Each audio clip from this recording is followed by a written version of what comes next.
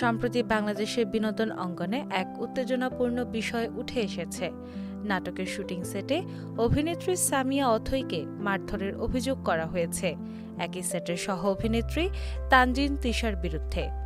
অভিযোগটি প্রথম প্রকাশ্যে আসে সামিয়া অথৈয়ের ফেসবুক লাইভের মাধ্যমে, যা সামাজিক যোগাযোগ মাধ্যমে দ্রুত ভাইরাল হয়ে যায়। এর পরিপ্রেক্ষিতে নেটিজেনদের মধ্যে তীব্র প্রতিক্রিয়া সৃষ্টি হয় এবং বিষয়টি বিভিন্ন গণমাধ্যমেও আলোচিত হয়ে ওঠে। এই পরিস্থিতিতে অভিনয় শিল্পী সংঘ বাংলাদেশ একটি আনুষ্ঠানিক বিবৃতি প্রদান করেছে।